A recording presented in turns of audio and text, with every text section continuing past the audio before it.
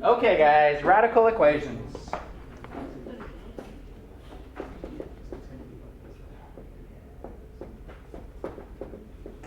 So based on the title, we're going to do equations. And how do I know something's an equation? It has a equal sign, great, and it has radicals in it, okay? You solve equations, so we're solving these things, okay? You basically have a few steps here. So step number one is to isolate the radical. If there's only one radical, if there's more, we'll have to look at different ways to attack that. Step one, isolate the radical. If there's only one, get it on one side by itself. Step two, raise both sides of the equation.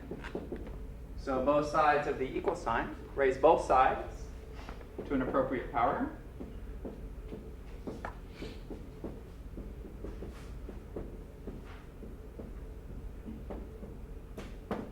Okay? So what this step is to do, if you've got a square root, you're going to square both sides. You're going to undo the index, okay? If it's a cube root, you're going to cube both sides. We're trying to get rid of the radicals in step two.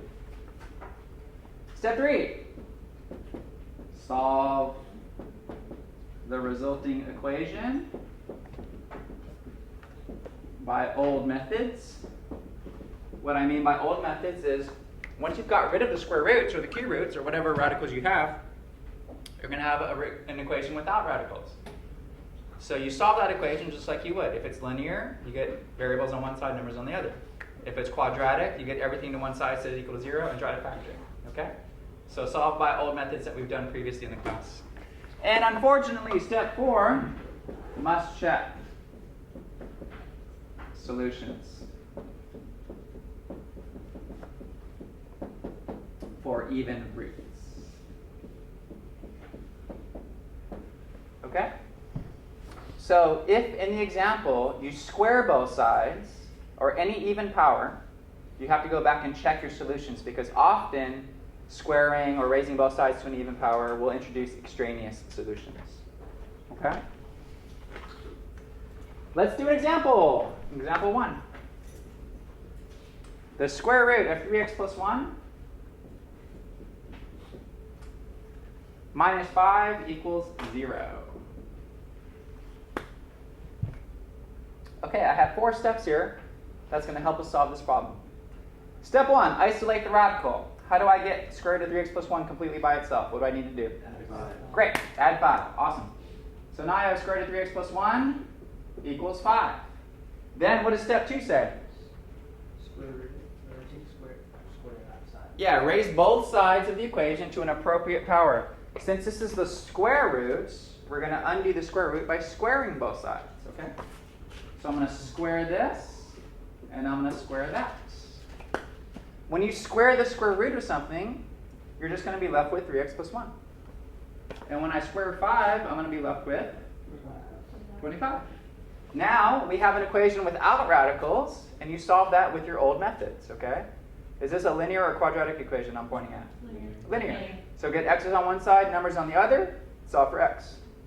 So what would I do next? Minus 1. Minus 1 from both sides. You get 3x equals 24. Then what? Divide by 3. Divide by 3, you get x equals 8. Great. Do I have to check this solution? Yes. Because I raised it to an even power. Okay? So you go back to the very beginning, and you're going to replace x with 8, and see if this is a true statement. So can you guys check that for me? Is 3 times 8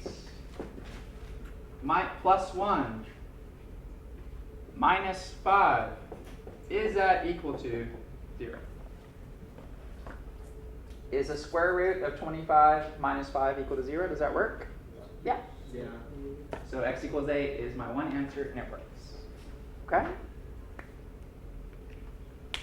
Questions on that one? All right.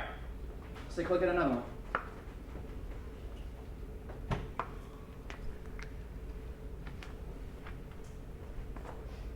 The square root of 3 minus x equals x plus 3. Step 1 is to do what? Isolate the radical. Are we good on that? Step 2, do what? Square both sides. What happens when I square this side? If I write x plus 3 squared, what does that mean I have to do? Foil. Foil. Very good. You have to foil that. Okay, if you have more than one term, you've got to foil it out. So you're going to be left with 3 minus x equals, and can you guys foil this out for me? What do you get? X squared plus 6x plus 9. At this point, I have no radicals. Do I have a quadratic equation or do I have a linear equation? Quadratic, great. How do I solve a quadratic? I set everything to one side, set it equal to 0, and then try to factor it. Okay? Go to work, guys. We've been doing stuff like this the whole semester.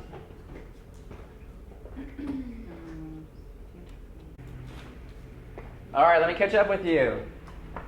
So, if I add x to both sides, I get 7x. If I subtract 3 from both sides, You get 6. plus 6 equals 0. How did you guys factor this?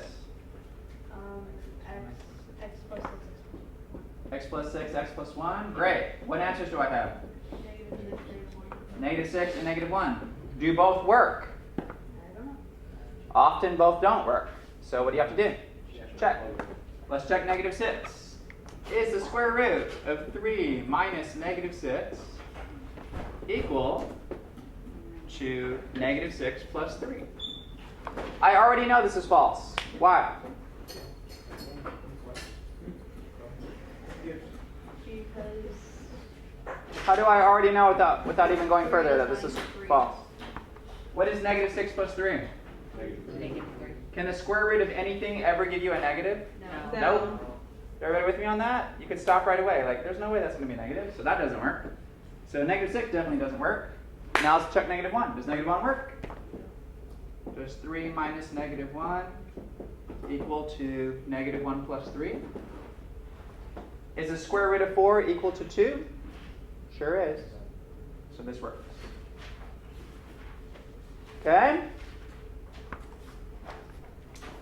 All right, this next example looks difficult, but is actually really easy. The cube root of 2 minus x equals the cube root of 2x plus 8. I have 2 radicals now, not just one. But what's good about this one is they're kind of isolated on both sides, right? We just have a radical on the left side. We just have one radical on the right side. What could I do to both sides to this equation to undo those radicals? Cube. Great. And what's awesome about cubing, guys? If there's one awesome thing about cubing, what's the last step? What's step 4 in solving these things? Check. You don't have to check. Why? Because I raise it to an odd power. Is everybody with me? So, okay, great. So this is going to be really easy. You just get 2 minus x equals 2x plus 8. I assume everybody should be able to solve that equation without too much difficulty. Add x, subtract 8.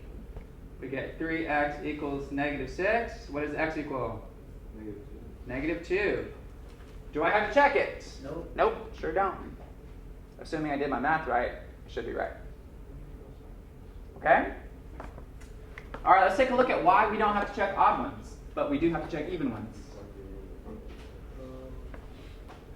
Let's say x equals -2. And I square both sides. If I square both sides, what do I get? What's -2 times -2? 4. 4. How many solutions does x squared equal 4 have? 2 solutions. Is everybody with me on that? We started with just x equals -2. I squared both sides, and now I have 2 solutions. Okay? That doesn't happen when we have odd. If I cube both sides, -2 times -2 times -2 is -8. How many solutions does x cubed equals -8 have? Just that one original solution. Okay? So with odd ones, we don't have to worry about it, which is really nice. All right, I got to give you a hard one now. The last part of this, you got 2 square roots and an extra term. So this is going to be the most difficult one.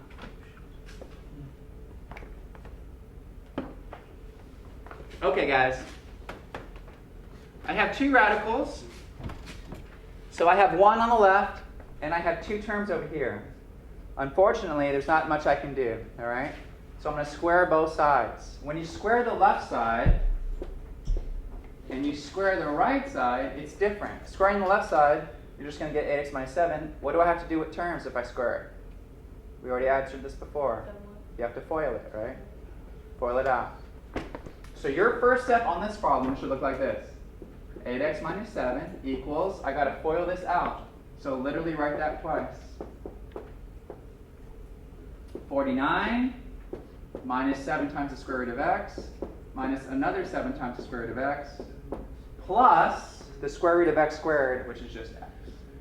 That should be your first step on this problem.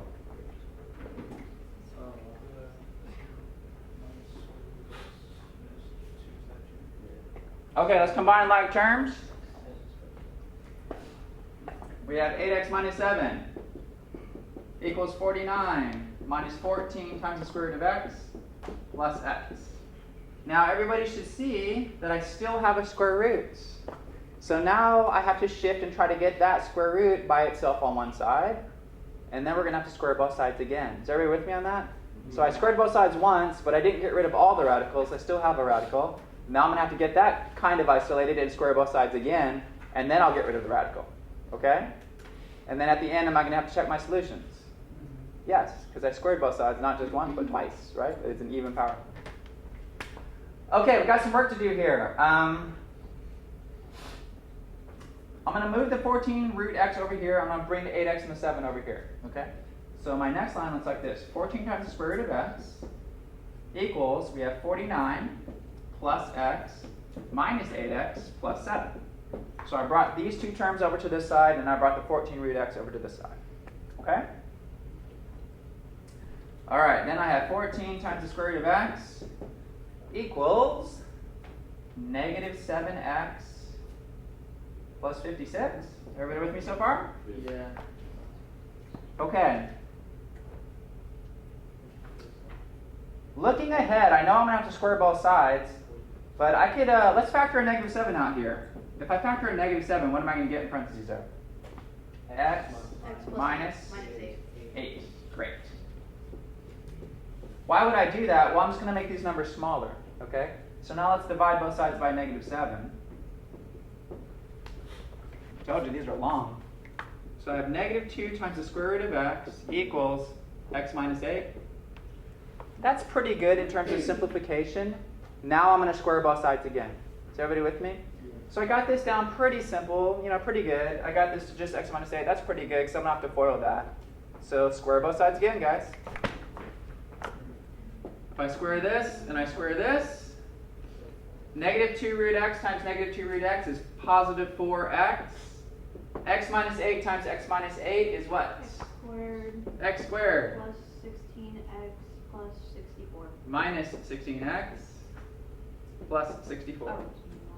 Is this quadratic or linear? Quadratic. Take a couple of minutes and solve this for me. You know how to do it. Set it equal to 0 and factor. Everybody get this? Let's work it out together. Subtracting 4x, we get x squared minus 20x plus 64 equals 0. What are your factors? X plus Minus 16 minus 4. 16 times 4 gives me 64 and adds up to 20, right? You get two potential answers, 16 and 4. Did you guys check both of these answers? No. Not yet. Well, what are you waiting for? Check them.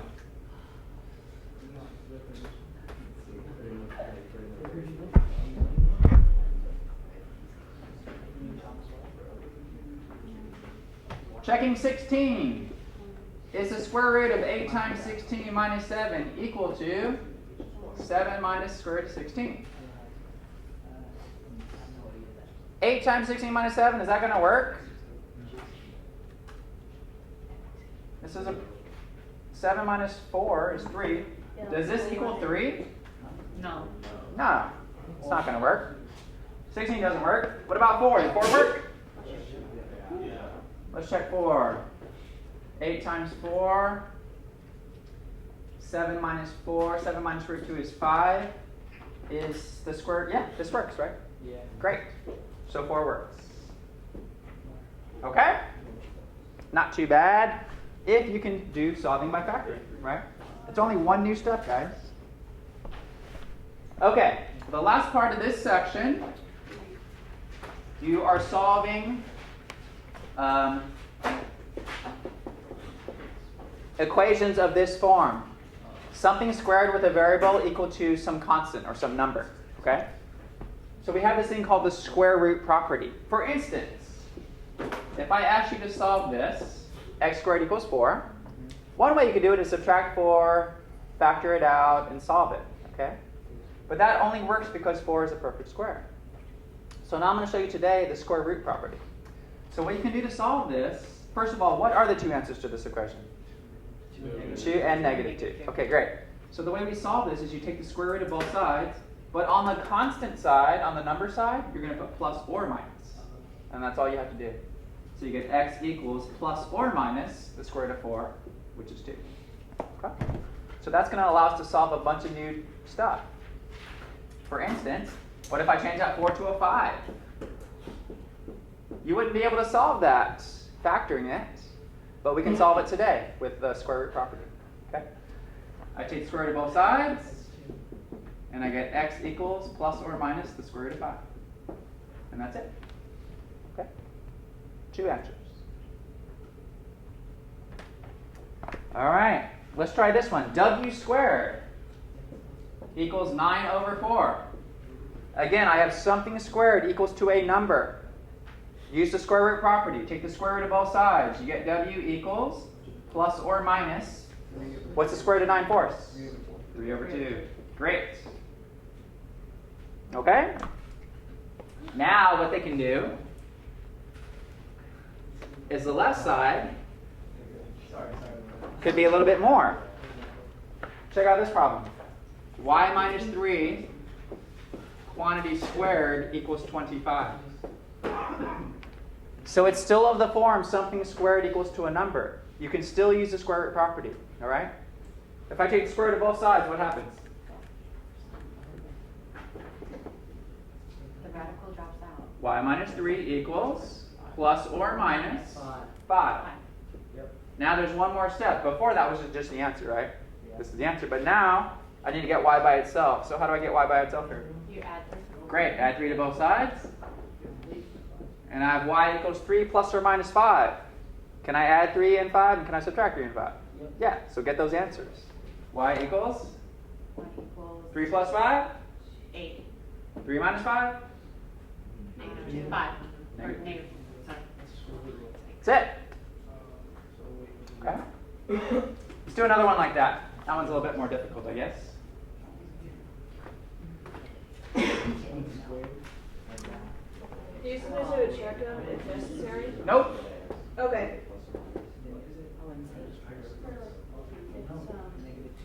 X minus 5 quantity squared equals 9. Square root property.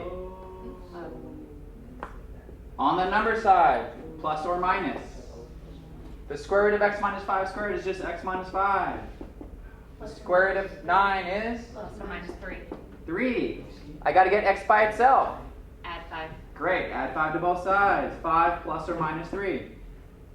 Get 2 answers. One answer is 8. 8, and the other is 2. 2. Great. Does this work with fourth powers? Absolutely. What if this is your question? W to the fourth equals 81. How do you solve that? 3. Plus or minus 3. Take the fourth root of both sides. On the number side, plus or minus. 3. W equals plus or minus 3. Because 3 times 3 times 3 times 3, 81. Questions on these? These are actually pretty easy, right? Square root property.